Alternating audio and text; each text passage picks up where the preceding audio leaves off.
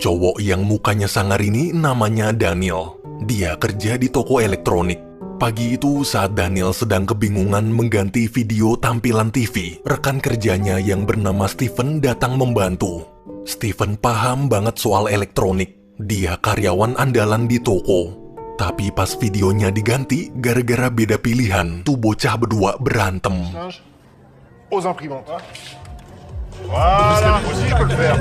Bah oui, bah évidemment, bah bien sûr. Regarde. Bah ouais. Oh, Daniel. Éclate ça. C'est quoi le problème là? Bon, allez, au boulot? Vidéo magasin. Connard. Sorenya sepulang kerja, Daniel bersama kakaknya yang bernama Lawrence dipanggil notaris untuk mengurus masalah rumah warisan almarhum ibu mereka. Notaris menjelaskan bahwa rumah warisannya udah nunggak pajak sebesar 17.000 euro atau sekitar 300 juta rupiah. Jika tak segera dibayarkan, maka rumahnya bakalan disita petugas pajak. Karena sama-sama nggak punya duit, Lawrence menyarankan gimana kalau rumahnya dijual aja. Mau nggak mau, Daniel setuju. Keesokan harinya, waktu lagi briefing, manajer toko yang bernama Patricia mengumumkan bulan depan toko ini mau ditutup. Bagi karyawan tetap seperti Steven akan dipindahkan ke toko lain, sementara Daniel yang cuma karyawan kontrak terpaksa harus di-PHK. Mendengar itu, mereka syok. Di tengah briefing, gara-gara Daniel dan Steven berisik debat terus, Patricia menghukum mereka berdua lembur untuk mengurus stok barang malam ini. Malamnya sambil kerja, Daniel iseng nonton acara TV tebak-tebakan harga. Saat acara dimulai, tiba-tiba Steven refleks ikutan nebak harganya. Ternyata tebakannya tepat. Mungkin cuma kebetulan. Tapi tebakan berikutnya benar terus. Karena nggak percaya, Daniel ngetes langsung. Quoi? Et un micro-ondes Sundig, le FPX 10? La friteuse Free? Ça là, c'est combien ça? 4,99. Karena lagi butuh duit, Daniel ngajak Steven ikutan acara tebak harga. Dia yakin kalau kerjasama kita pasti menang. Tapi Steven menolak. Daripada ikutan acara konyol kayak gitu, mending dia fokus kerja biar cepet naik jabatan. Namun meski ditolak, Daniel tetap daftarin nama mereka berdua di website. Beberapa hari kemudian, pagi-pagi, waktu baru bangun, Daniel dapat telepon dari staf acara tebak harga. Nama mereka terpilih dan disuruh datang interview jam 3 sore. Daniel pun mengatur rencana untuk memaksa Steven ikut. Ah, malheureusement, non, je suis désolée. Oh, on sera à l'heure.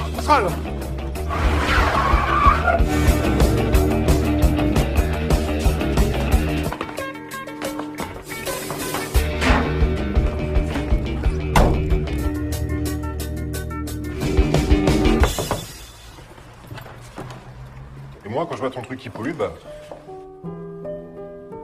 Rencana Daniel sukses. Karena dituduh mencuri, hari itu juga Patricia memecat Daniel dan Steven. Steven yang gak terima difitnah pun protes sambil marah-marah. Biar cepet selesai, Daniel terpaksa nyundul Steven.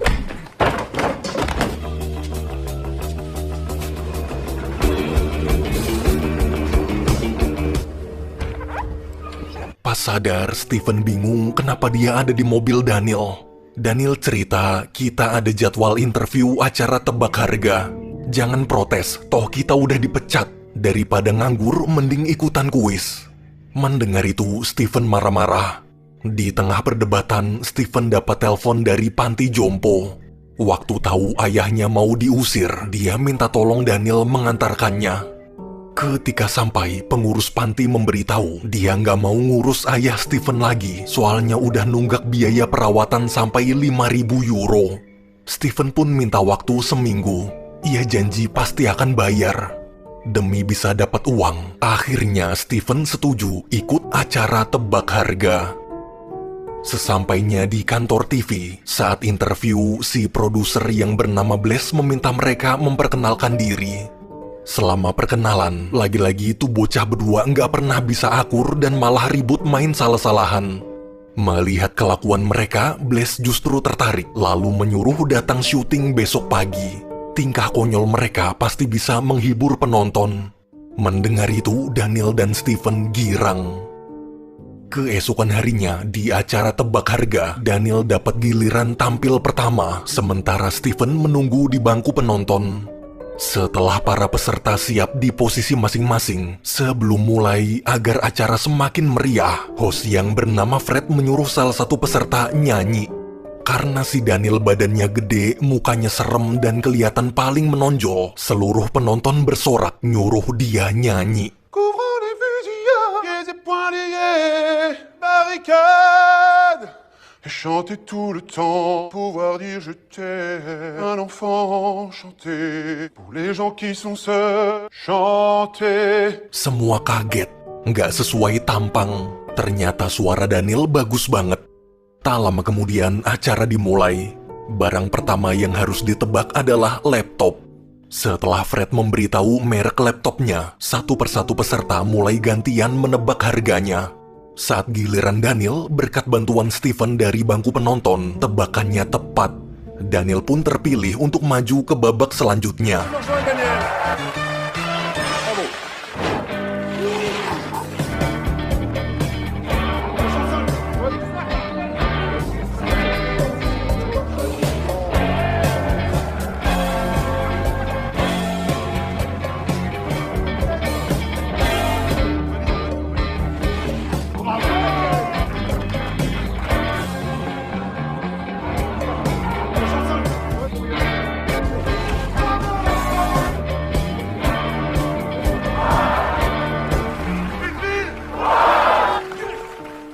Karena tebakannya benar terus, Daniel dapat hadiah 10.000 euro. Bukannya berhenti dan langsung bawa pulang uangnya, Daniel malah milih tetap lanjut ke babak berikutnya biar bisa menangin hadiah uang lebih banyak lagi. Agar semakin seru, dari ruang operator, Blaise menyuruh Fred memanggil Steven untuk ikut menemani. Saat tampil bareng, mereka berdua debat terus. Melihat kelakuan mereka, semua orang bengong. Fred lalu menjelaskan babak kali ini adalah babak tebak nama barang. Daniel bertugas ngasih clue dan Steven harus menebak tanpa boleh ngeliat barangnya. C'est un truc pour griller. Oui, c'est toi qui nul, allez 5 secondes. Un appareil à raclette partie Mexiphone. C'est-à-dire inox 6 cuissons. Plus simple. Branche portative 60 litres. Non, putain, c'est ton barbecue de merde. C'est le plongeur électrique. Et la pub, nous accueillerons un nouveau candidat au premier palier également. Sayangnya, meski tebakannya benar, tapi karena waktu keburu habis, jawabannya dianggap nggak sah. Artinya, semua hadiah uang hangus. Perjuangan mereka sia-sia dan harus pulang dengan tangan kosong. Selesai acara, di belakang panggung, Daniel dan Steven protes ke Fred. Dengan sombong, Fred bilang permainan tadi memang sengaja dibuat sulit biar dia nggak rugi. Dia nggak mungkin membiarkan peserta menang mudah dan membawa pulang uang besar gitu aja. Daniel pun kecewa.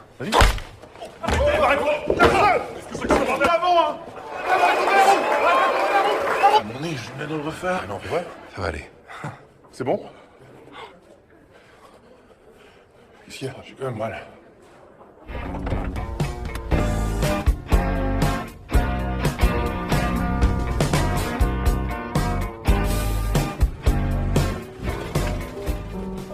Di rumah Steven, mereka berdua diskusi mengatur rencana berikutnya. Steven bilang dia baru tahu ternyata Daniel bisa nyanyi. Gimana kalau kita ikutan acara Sing a Song? Daniel yang nyanyi sementara Steven akan jadi manajer. Dengan suara emas Daniel, kita pasti bisa terkenal dan sukses.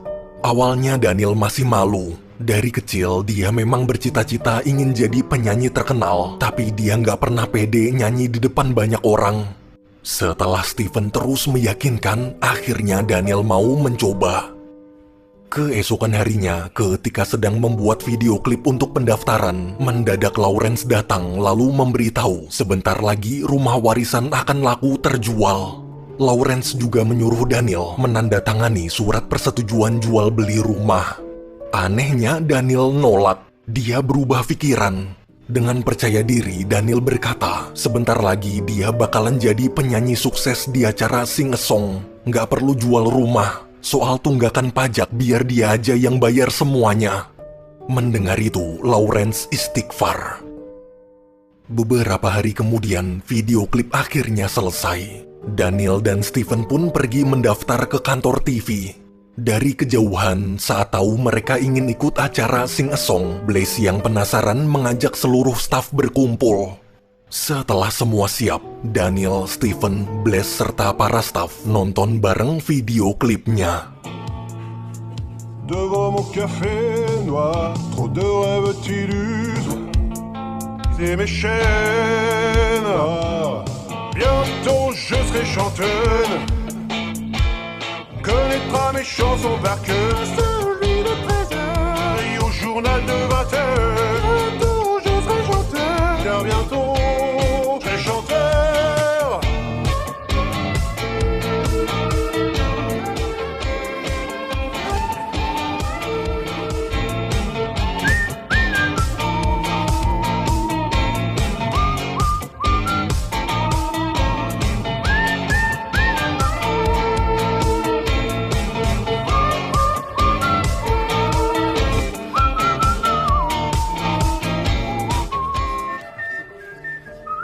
Semua tepuk tangan memuji karya mereka berdua.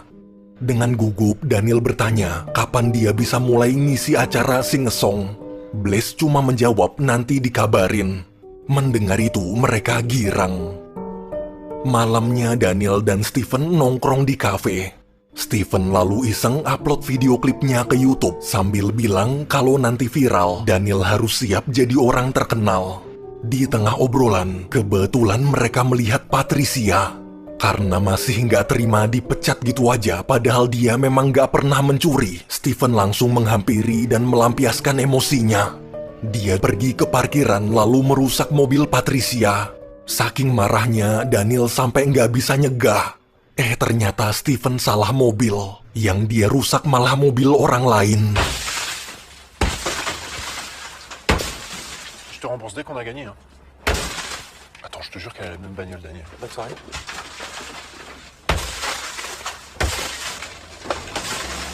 C'est la même. Beberapa hari berlalu karena sampai sekarang belum juga dipanggil ke acara Sing a Song. Demi bertahan hidup, Daniel terpaksa menjual mobilnya.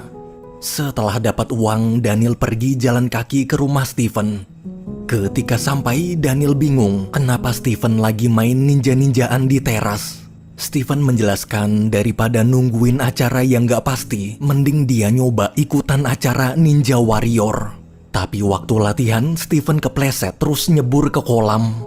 Sambil nahan sakit, Steven cerita sekarang ayahnya udah gak tinggal di panti jompo lagi dan keuangannya juga menipis.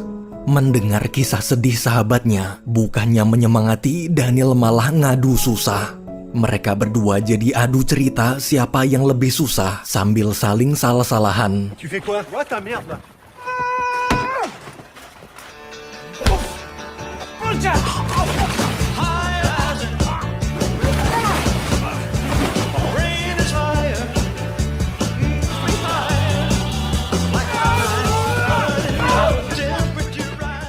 Di sisi lain, di kantor TV, saat Blaze sedang kebingungan mencari peserta untuk acara Sing a Song, stafnya memberitahu kalau sekarang video klip Daniel viral di YouTube. Blaze pun kaget. Ia tak menyangka video jelek kayak gitu bisa viral. Karena dinilai akan menguntungkan, Blaze menyuruh stafnya mengundang Daniel. Keesokan harinya, setelah dapat undangan, dengan semangat Daniel dan Steven berangkat boncengan naik skuter listrik. Sesampainya di lokasi, sebelum acara dimulai, Daniel diberi pengarahan terlebih dahulu oleh petugas. Nantinya Daniel akan duet dengan peserta lain. Jika berhasil menang, maka bisa maju ke babak selanjutnya, yaitu babak tebak lirik lagu. Di sisi lain, waktu Steven sedang keliling, dia nggak sengaja nguping obrolan Blaze dan Fred soal Daniel. Pas tahu mereka cuma mau manfaatin Daniel buat naikin rating acara doang, Steven shock. Diam-diam dia mengikuti Blaze sampai ke ruang operator. Sementara di studio, setelah acara dimulai, Fred lalu memanggil Daniel untuk tampil. I can give you c'est les songs we sing, les emporte à mon propre jeu, j'imagine. Simple. Parfait. Je te donne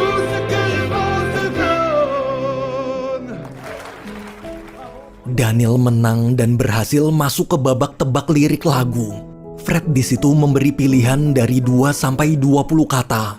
Karena lagi butuh banget uang, tanpa pikir panjang, Daniel langsung milih mau nebak 20 kata dengan hadiah 20.000 euro. Mais par chance, pour monter toutes mes peines, je vous like, votre soutien chaque jour, je vous like, merci pour tout votre amour. Je retire les paroles dans 3. Je vous like, c'est gagné. Semua tebakan lirik lagunya tepat. Di ruang operator, melihat kehebatan Daniel, Blaise senang. Berkat Daniel, kini rating acara jadi meningkat. Steven yang dari tadi menguping muak dan menghampiri Daniel.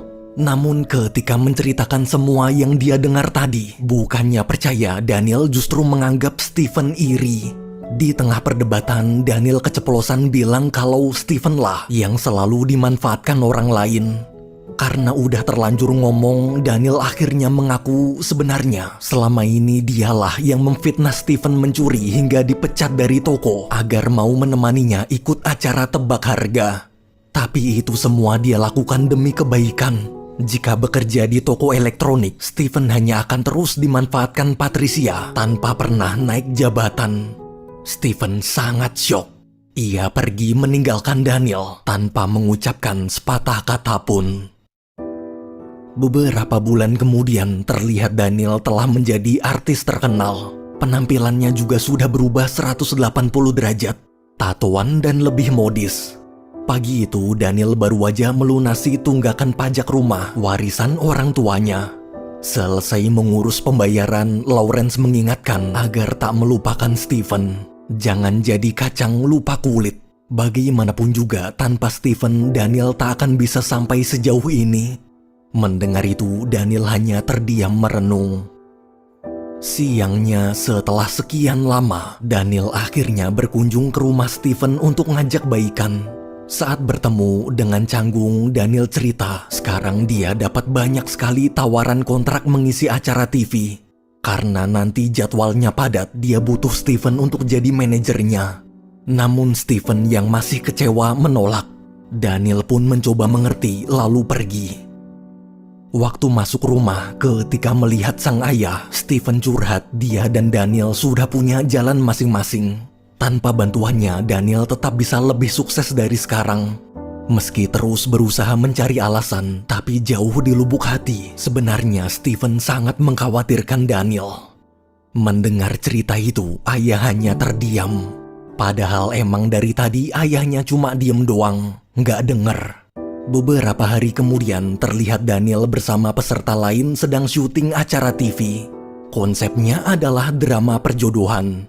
Mereka semua dikarantina di dalam villa untuk PDKT satu sama lain. Namun sepanjang acara, Daniel galau tak semangat sama sekali.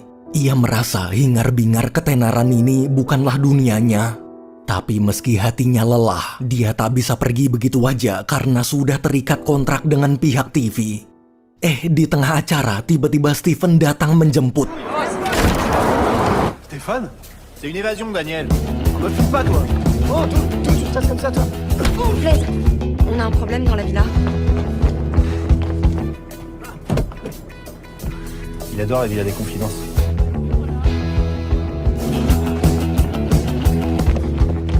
Oh, mais je sais déjà que j'assure. T'es sûr? Bah oui, il s'est pas jeté sous les roues tout seul. Beberapa bulan berlalu setelah sukses solo karir, kini terlihat Daniel dan Steven membuka bisnis kafe. Kafe yang ada live musiknya. Malam itu Daniel mengundang para fans untuk bernyanyi bersama. Devant mon café noir, au désespoir, pour que rêves-tu du soir? Je me sens prisonnier, je veux plus émécher.